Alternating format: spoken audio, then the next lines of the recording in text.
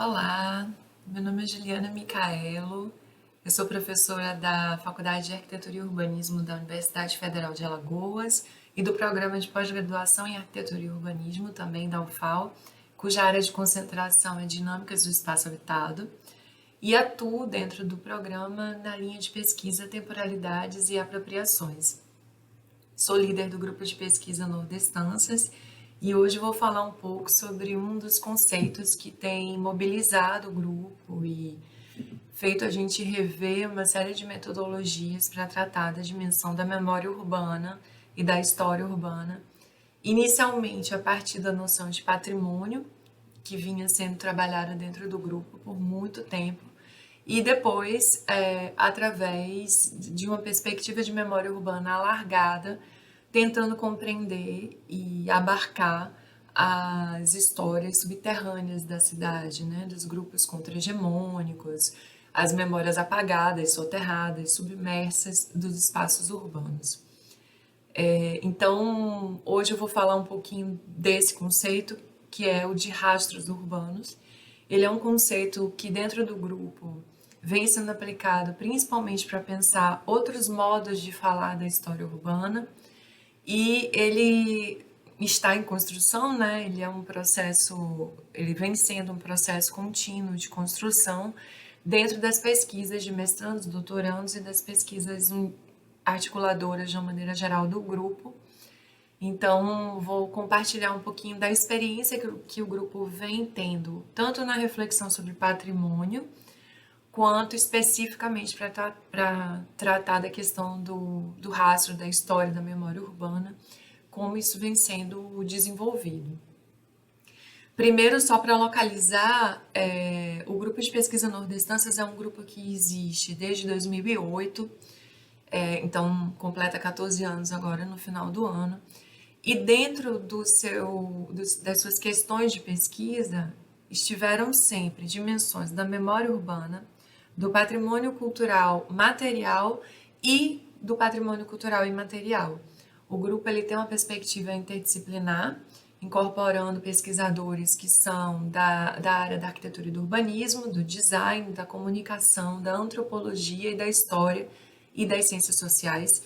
E por isso mesmo, a discussão sobre patrimônio dentro do grupo, ela se dá articulando e absorvendo reflexões que vêm dessas distintas áreas.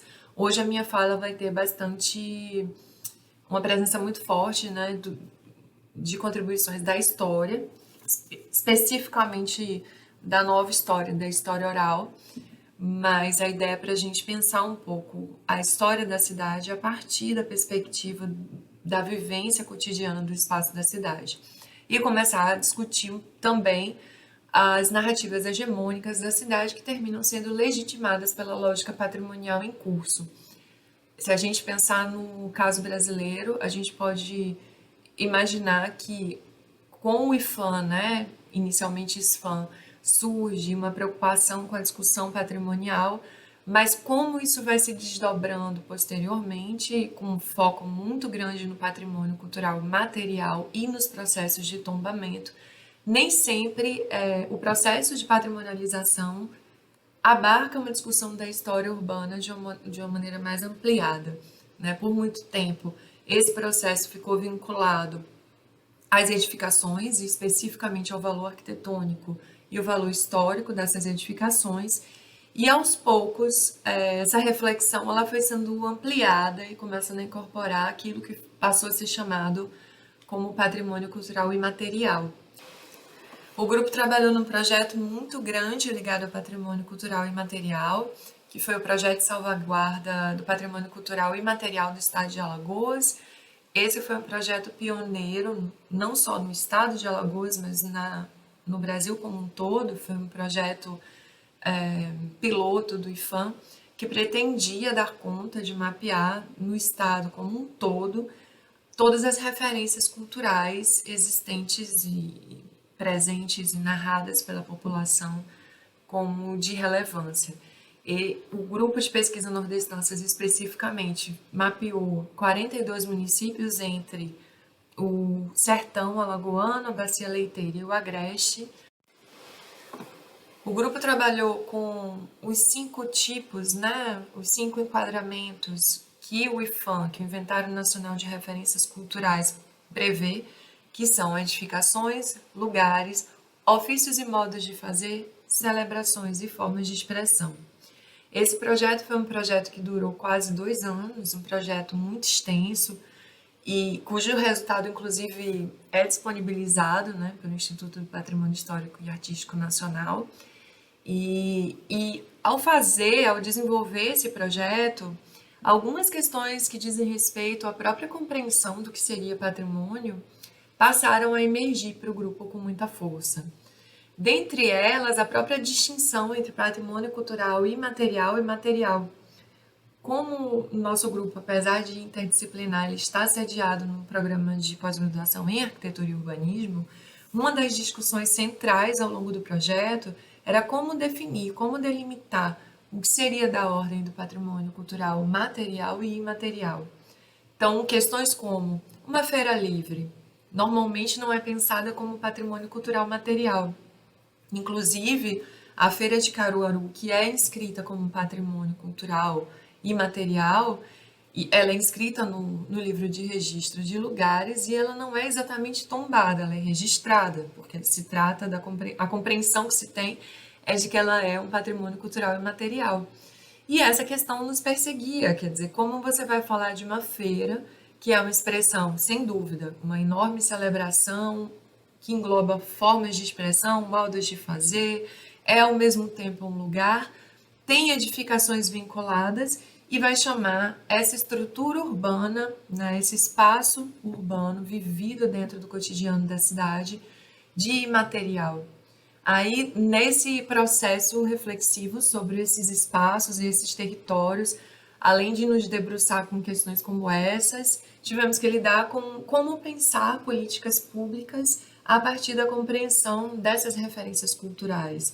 Né? Se a gente articula dentro aqui do evento de gestão urbana uma reflexão sobre como gerir o patrimônio cultural, essa pergunta do material e imaterial, ela é uma das primeiras, mas uma série de outras também passam a surgir, como, por exemplo, como lidar com um saber que se localiza no espaço da cidade, num determinado território, muitas vezes territórios marcados pela pobreza e pela desigualdade, pelo analfabetismo, por dificuldade de manutenção da vida cotidiana, e ao mesmo tempo nesses lugares, nessas brechas da cidade, nesses espaços não privilegiados da cidade, é que estão os mestres, por exemplo, do saber popular.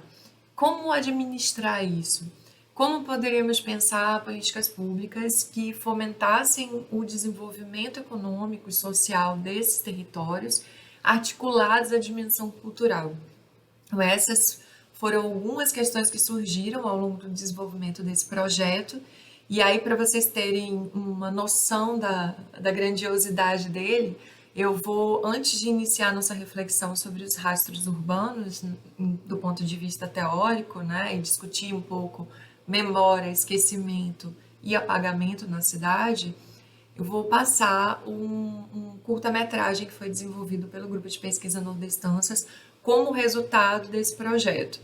Ele se chama Ecos da Imaterialidade e ele foi desenvolvido como um documentário ensaístico que traz uma série de questões que foram discutidas ao longo do projeto e algumas questões que ficaram em aberto, inclusive, fomentaram essa linha de pesquisa, que Rastros Urbanos hoje no Grupo de Pesquisa Nordestâncias é uma linha de pesquisa com um projeto de pesquisa homônimo, no qual se desenvolvem pesquisas sobre territórios vulneráveis na cidade, a historiografia e a história desses territórios, o contar, o narrar a história urbana a partir da literatura e das artes, a narrativa contra-hegemônica dos espaços da cidade que normalmente são silenciados e apagados, e eu vou desdobrar um pouco de como isso está sendo desenvolvido após a gente assistir o vídeo.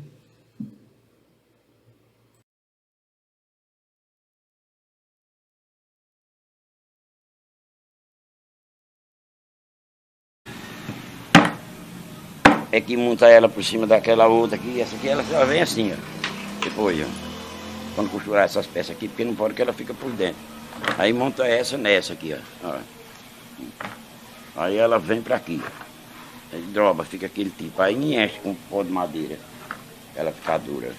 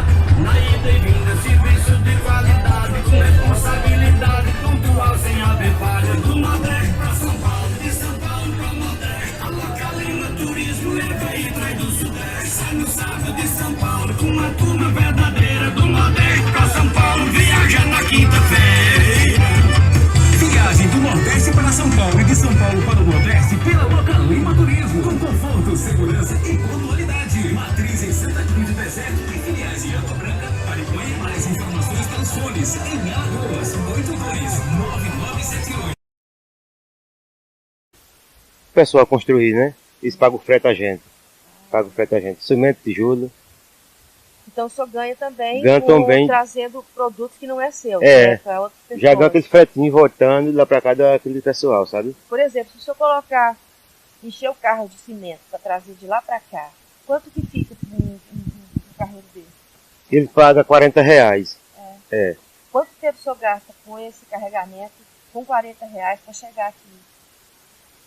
4 horas de relógio. Para vir lá para chegar aqui, né, carregado. Quase que R$10 por hora. É pouco, mas de toda maneira eu vivo dentro da custa do carro de boi, né? Daí é obrigado a fazer isso.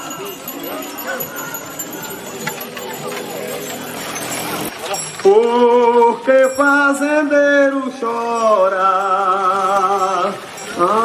não sei qual é o motivo. Quando o fazendeiro vê seu rebanho emagrecer, sem ter água pra beber, ele fica pensativo.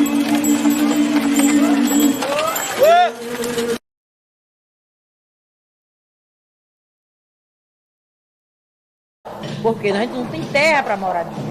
E cada pedacinho de terra desse, a gente tem de dar para aquela pessoa que está precisando para fazer uma casinha, né? E chegou o momento que estamos aí. Então, a gente não tem terra para fazer o nosso próprio ritual, a gente não tem terra para tirar a erva medicinal para beber e para banhar, para fazer o ritual, a gente não tem a planta onde nós tiramos o caroá para se fazer os vestes, a gente não temos mais, né? Então, a gente estamos no estado de calamidade.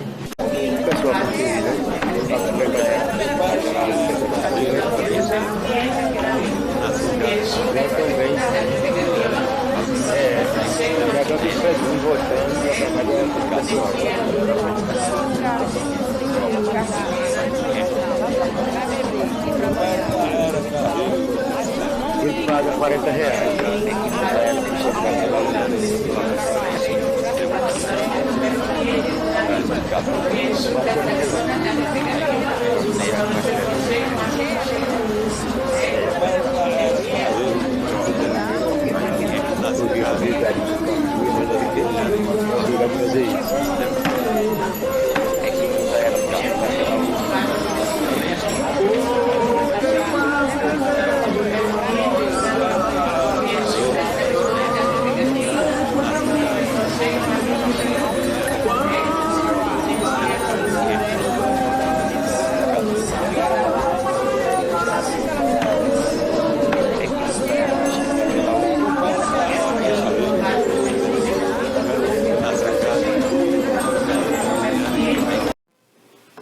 Esse vídeo, então, é um compilado da experiência que foi percorrer o interior do estado, mapeando referências culturais, e ainda que a gente trate muito mais de espaços rurais ou de pequenas cidades nesse projeto e no vídeo em específico, foi exatamente essa experiência que nos trouxe questões centrais para discutir também os espaços que estão à margem da cidade. Ao estudar Maceió, ao estudar como os grupos subalternos se fazem presente no espaço, no território da cidade, o aprendizado da escuta do outro, a compreensão de que há outros modos de habitar, a compreensão de que há outros modos de fazer e, ao mesmo tempo, as dificuldades de perceber e fazer ver esses saberes permearam o processo de pesquisa e depois, como um balanço da pesquisa, tudo que foi produzido no sentido de divulgar esses saberes, divulgar essas memórias, que ainda que estejam no interior, no sertão, no agreste, se fazem presente em alguns detalhes, em alguns saberes que terminam permeando a vivência cotidiana dos espaços das capitais urbanas também. Em certa medida, pensar como fazer ver tem uma dimensão muito forte do como fazer ouvir. Quando a gente interroga o olhar e o ser olhado, a gente começa a perceber e a pensar uma série de reflexos da memória urbana e, em certa medida, da delimitação dessa memória urbana que passa pelos poderes hegemônicos e como a gente pode falar de uma memória coletiva, de uma memória estruturada, das temporalidades da cidade, se a gente não interroga que memórias são essas, que temporalidades são essas, e que outros não estão sendo ouvidos ou fazendo parte da memória desses espaços. É com essa reflexão, é com essas questões que surgem da imaterialidade do saber popular que a gente começou a estruturar um conceito de rastro urbano que tem nos ajudado a estudar, por exemplo, os espaços e territórios e história da vida cotidiana dos pequenos assentamentos e povoados e bairros periféricos, que também têm por si só uma memória e suas próprias temporalidades.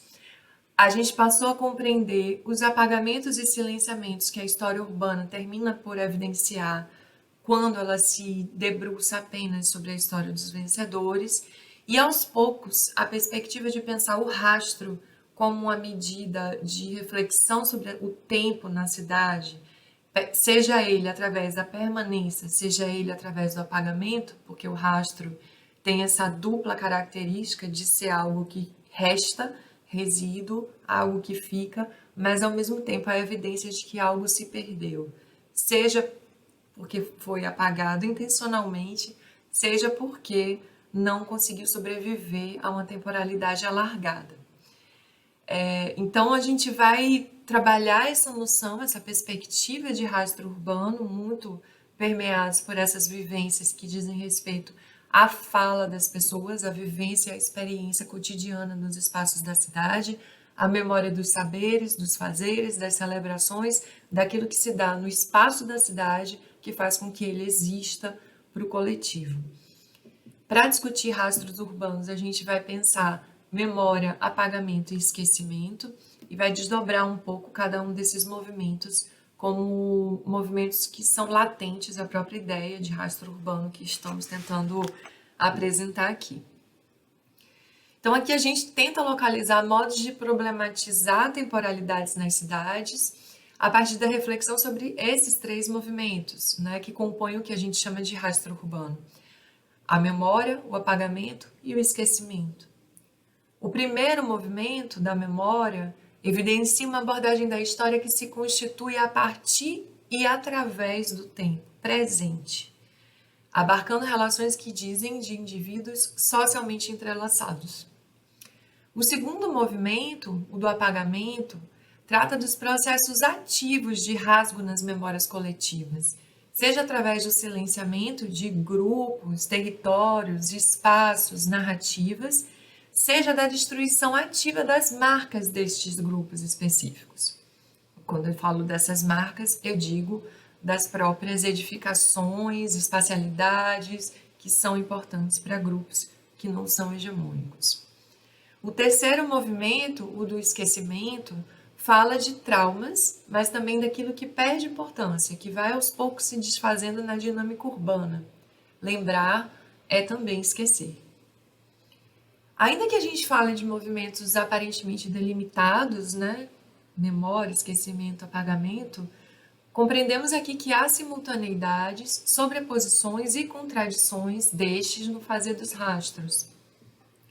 Ao tratar daquilo que fica para além da pedra e da permanência, ou mesmo da remissão a uma origem histórica, os rastros trazem à tona descontinuidades e a arbitrariedade das memórias urbanas, como elas são escolhidas, selecionadas.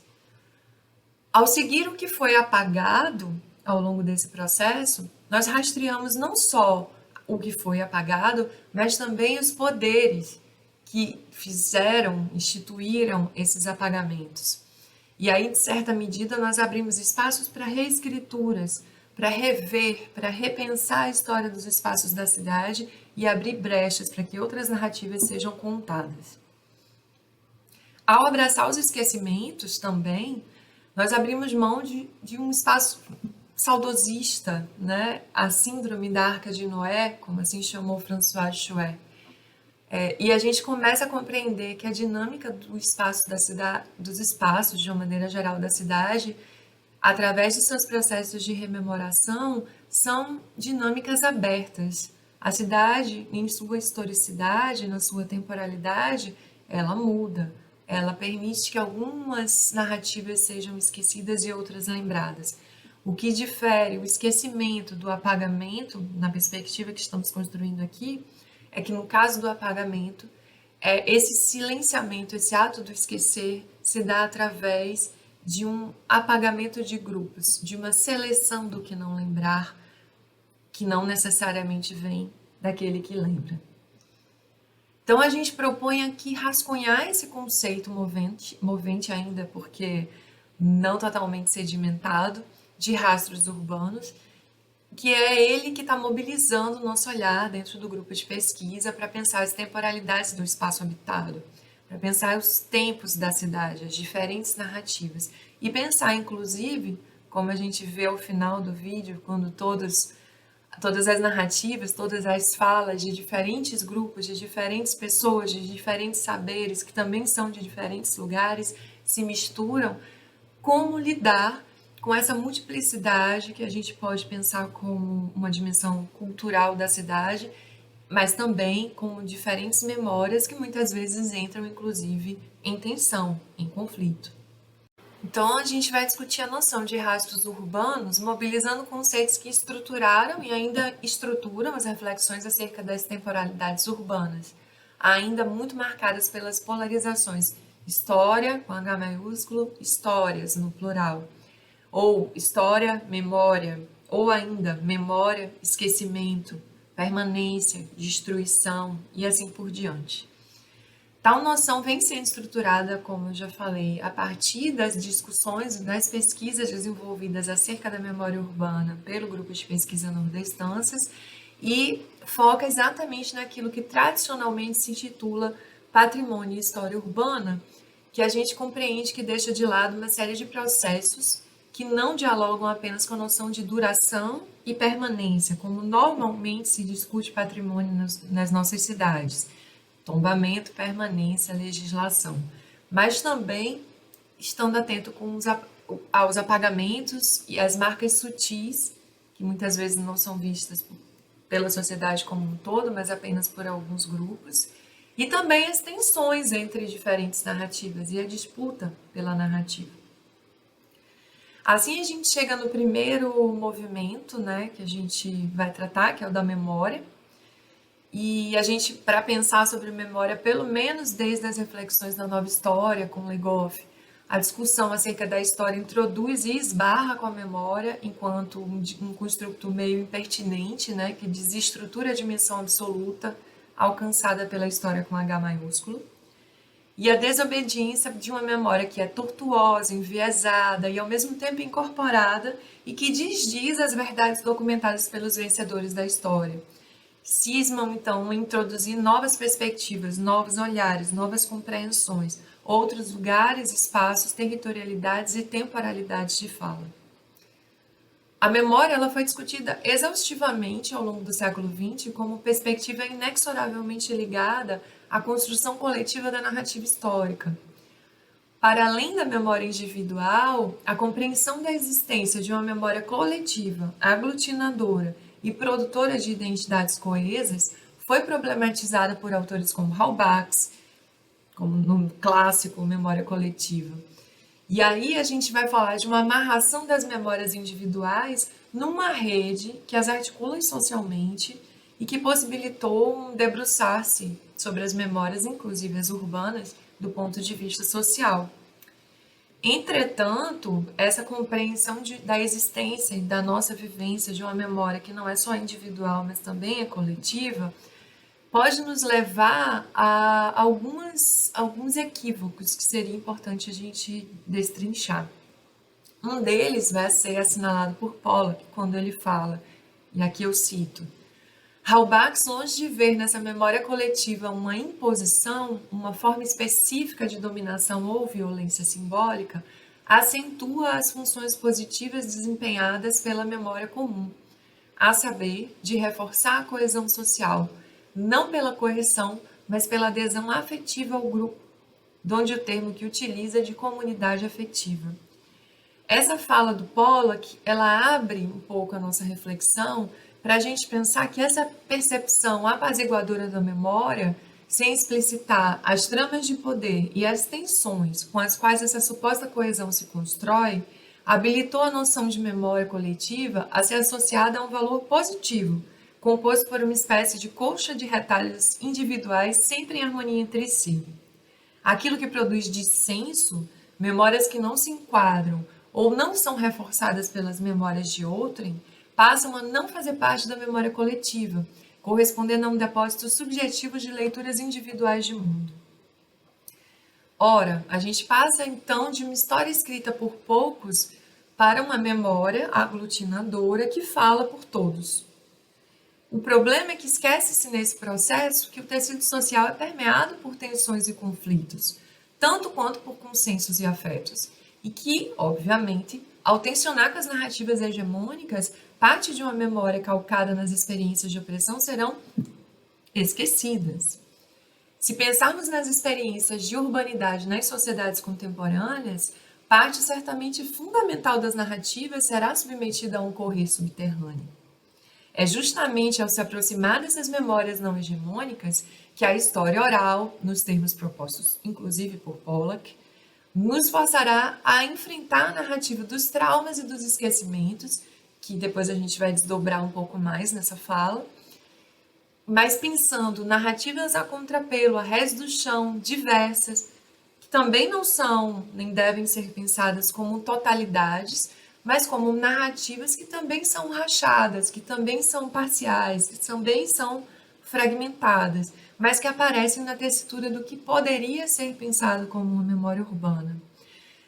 Mais recentemente, aí, durante o processo já da pandemia, né, dentro do movimento, no bojo do movimento Black Lives Matter, capitaneado pelo assassinato de George Floyd nos Estados Unidos, nós vimos e discutimos extensamente, inclusive em vários momentos, a destruição de estátuas, esculturas em vários lugares do mundo, inclusive aqui no Brasil, o caso emblemático do incêndio da estátua de Borba Gato, em São Paulo, e a reflexão esteve sempre calcada nessa dimensão de quem é representado por aquela estátua, por aquela escultura.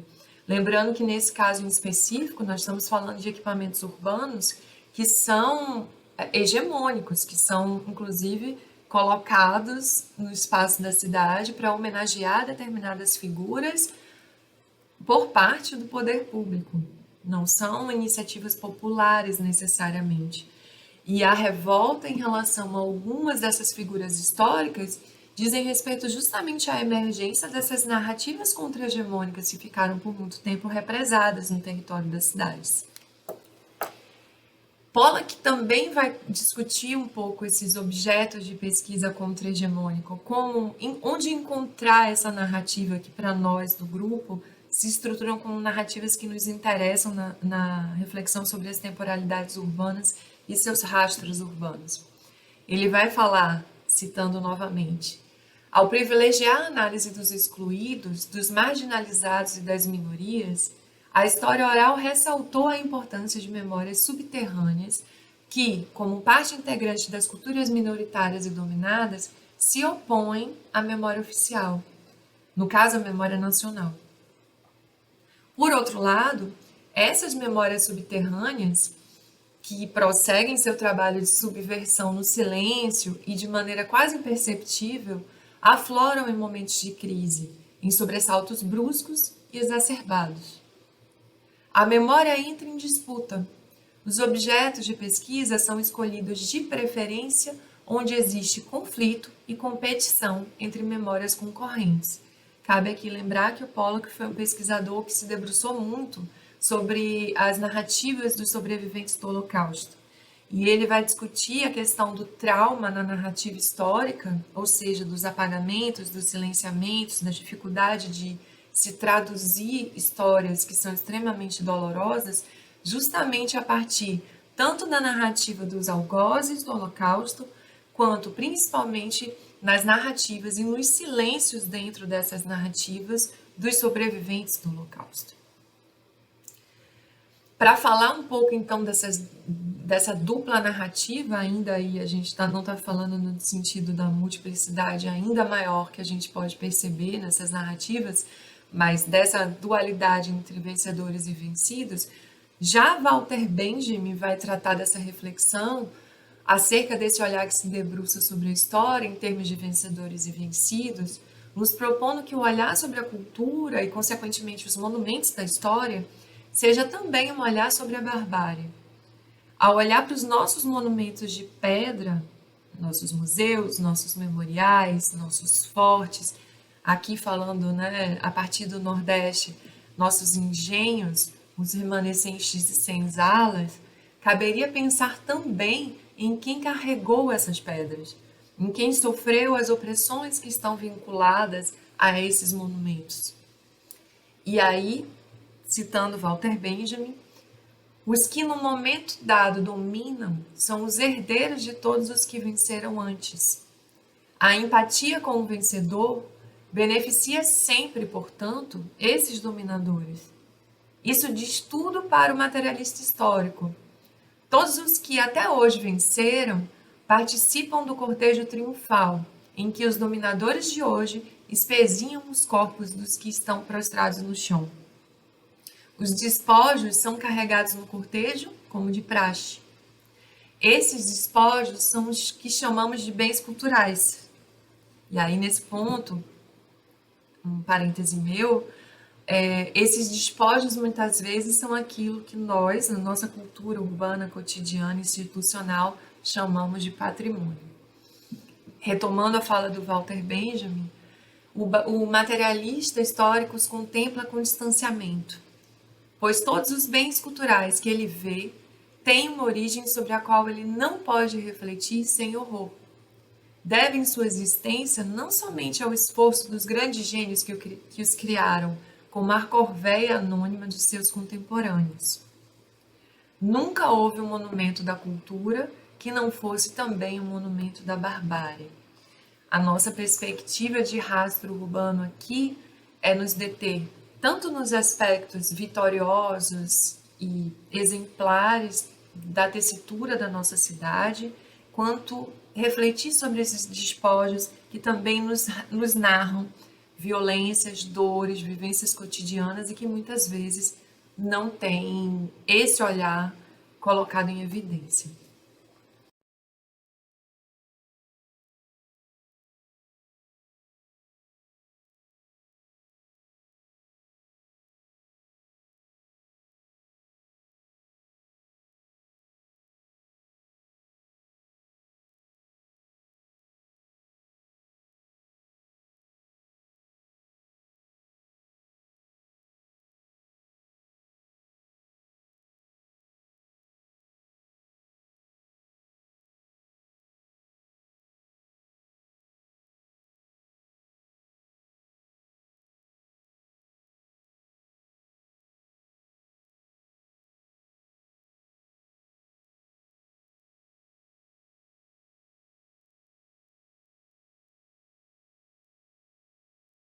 E aí, como segundo movimento, né, dentro dessa nossa compreensão da narrativa dos rastros, a gente vai pensar os esquecimentos, dentre os quais os apagamentos estão incluídos.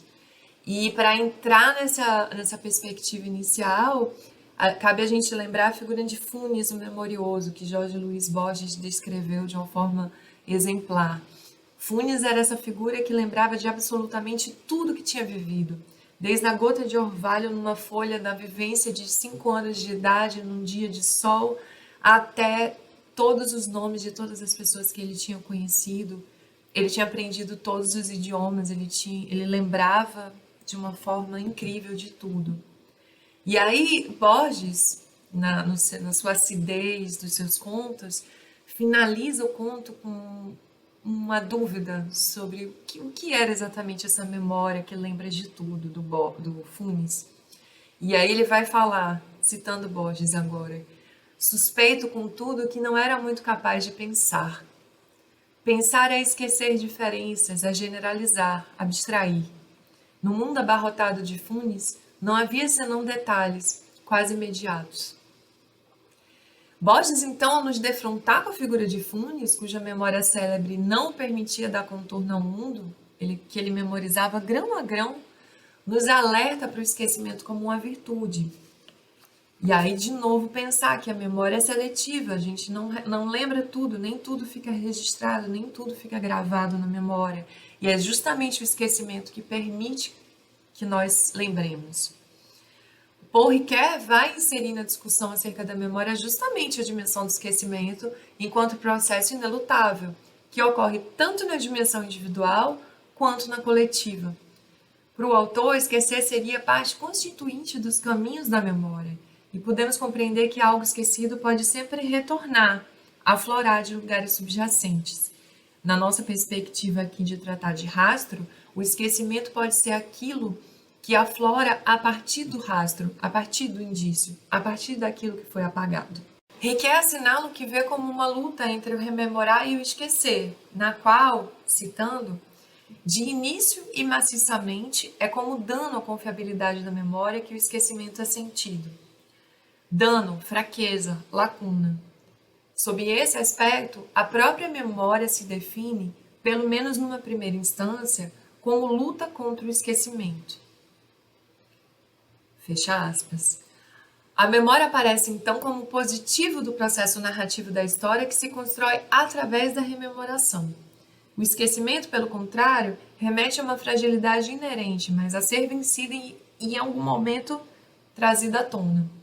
Nessa compreensão, o esquecimento é pensado enquanto latência, ou esquecimento de reserva, que pode sempre emergir enquanto memória. De novo citando Ricoeur, efetivamente, é a esse tesouro do esquecimento que recorro quando tenho o prazer de me lembrar do que certa vez vi, ouvi, experimentei, aprendi, adquiri.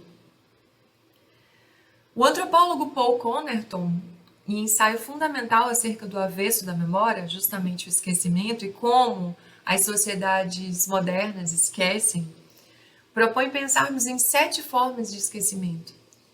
O apagamento repressivo, o esquecimento prescritivo, o esquecimento enquanto constitutivo de uma nova identidade, a amnésia estrutural, a anulação de paradigmas, o esquecimento como obsolescência planejada e o esquecimento como silêncio do oprimido. Veja como várias delas se relacionam e dizem respeito àquilo que se deve esquecer, aquilo que se faz esquecer, aquilo que é necessário esquecer para manter a vivência coletiva. E ele vai, no ensaio, citar vários exemplos de modos em que essas formas de esquecimento, esses modos de esquecer, são úteis para a narrativa histórica, para a memória. O autor ele vai imprimir ao esquecimento um caráter essencial no processo de memória, como algo que constitui a própria ideia de memória.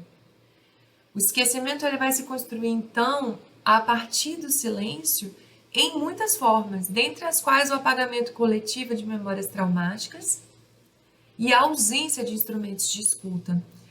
Essas duas operações, elas são relativamente distintas, mas elas operam de uma forma muito eficiente no processo de apagamento das memórias, sejam elas urbanas, coletivas, rurais, nacionais, dos grupos subalternos. O apagamento das memórias traumáticas, se a gente for inclusive na própria raiz do conceito de trauma, tem a ver com aquela incapacidade de falar da dor, a dificuldade de esboçar, expressar determinadas dores, que as torna um enorme silêncio.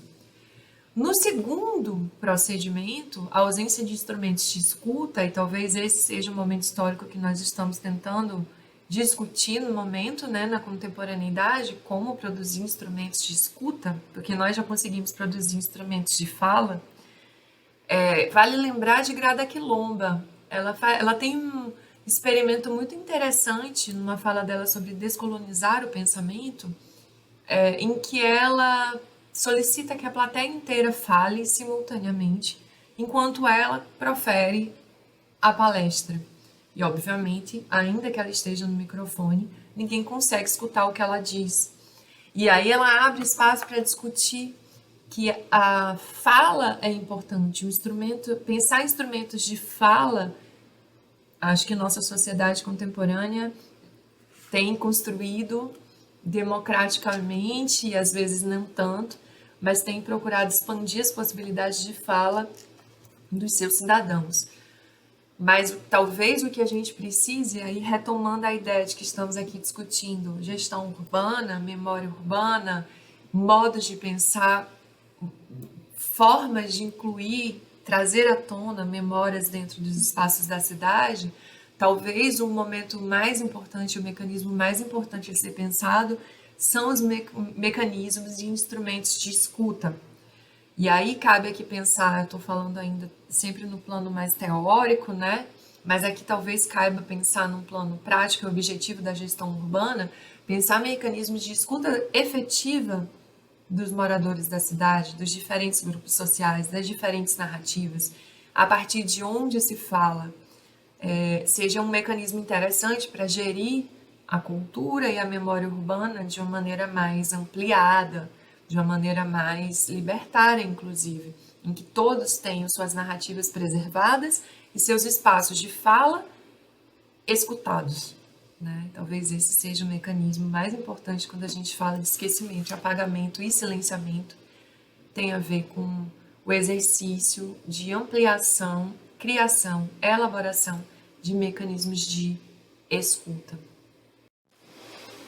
Então a gente chega aos pouquinhos a essa ideia de rastro como uma presença ainda de um passado que está desaparecido, mas está em latência, perspectivas que podemos conseguir ainda alinhavar, memórias que conseguiremos ainda escrever, narrar no espaço da cidade através tanto da experiência cotidiana, dos saberes, das falas, das memórias ativas ainda presentes nos seus moradores, quanto nos espaços e lugares da cidade que podem e devem ser elencados como espaços de ativação dessa memória coletiva. Não no sentido de apaziguar, não no sentido de construir uma memória coletiva que produza um apaziguamento total das tensões, mas uma memória coletiva que nos permita olhar para essas tensões, entendê-las como algo que, em certa medida, nos trouxe até o momento presente. E se quisermos enfrentar hoje as nossas narrativas a partir de uma outra perspectiva, se quisermos englobar narrativas e memórias que são coletivas de outras coletividades que não as hegemônicas, nós vamos precisar nos aproximar dessa perspectiva de pensar rastros, pensar nessa experiência da alteridade, né? Pensar nessa experiência do rastro que tanto é material, achadouros, resíduos, restos, rastros, quanto aquilo que, ao tentar silenciar, ao tentar apagar, também deixa o rastro, porque o próprio ato de apagar deixa ele mesmo rastros. E essa perspectiva talvez possa ser muito interessante para a gente pensar. Aqui em Maceió, em 1912, houve um evento muito importante chamado, até hoje, de Quebra de Xangô. Foi um movimento em que todos os terreiros da cidade de Maceió foram quebrados e os espólios dos terreiros foram removidos dos seus lugares de origem, agrupados no espaço, e hoje pertencem a uma coleção museográfica chamada Coleção Perseverança. Essa coleção é um rastro, é um resíduo possível da experiência urbana, mas ela sozinha não fala do quanto o Xangô foi rezado baixo na cidade de Maceió por tanto tempo, o quanto foi necessário que as pessoas escondessem a existência dos terreiros na cidade, e o quanto isso levou à não possibilidade de percepção deles no tecido da cidade. Sempre existiram, continuaram existindo, hoje florescem e podem se mostrar como presenças, como rastros, mas estavam presentes durante quase 100 anos apenas como uma reminiscência sonora do batuque entoado nos terreiros aos fundos dos quintais das casas, porque não se podia atuar no espaço público, trazer ao espaço público a fé professada por medo de violência. É esse tipo de narrativa, esse tipo de rastro, esse tipo de resíduo que chamamos rastros urbanos. E são essas narrativas, essas memórias que muitas vezes passam silenciadas, esquecidas, apagadas, não lembradas, soterradas, que nós pretendemos propor aqui como um espaço importante, significativo de reflexão sobre as nossas memórias urbanas, nacionais, coletivas e comunitárias. Espero que tenha trazido reflexões relevantes, espero que todos fiquem com essa reflexão, tragam e fomentem e fagocitem, né, essas reflexões para si, na medida das diferentes, inúmeras e complexas realidades vividas nos diferentes municípios do nosso país e fora dele. E caso vocês tenham interesse em ver um pouco mais, conhecer um pouco mais sobre as ações e os projetos de pesquisa desenvolvidos pelo Grupo de Pesquisa Nordestansas, vai aparecer aqui os nossos contatos. A gente está no Instagram, no Facebook, tem nosso e-mail, o nosso site, e podem entrar em contato. Nós estamos sempre abertos também a reflexões coletivas e a trocas ampliadas. No Instagram em específico, é possível ter acesso também ao resumo de alguns dos projetos de pesquisa que estão sendo desenvolvidos. E no nosso canal de YouTube, esse vídeo que eu incorporei a essa apresentação, mas também outros, tanto desenvolvidos no âmbito de pesquisas individuais dos mestrandos e doutorandos do grupo, quanto projetos que foram desenvolvidos em paralelo, podem ser acessados, além de algumas lives, debates, eventos que o grupo vem promovendo nos últimos anos. Então, podem participar, se inscrever no nosso canal do YouTube, e nele vocês vão ter acesso a essas outras produções, essas outras reflexões aqui presentes. Queria deixar meu agradecimento a todos que fazem o Grupo de Pesquisa Nordestansas, e em paralelo também as nossas agências de fomento, o CNPq, a FAPEAL e a própria universidade, que resiste forte ainda hoje como um centro de propagação, reflexão e fomento ao conhecimento. Muito obrigada e até a próxima.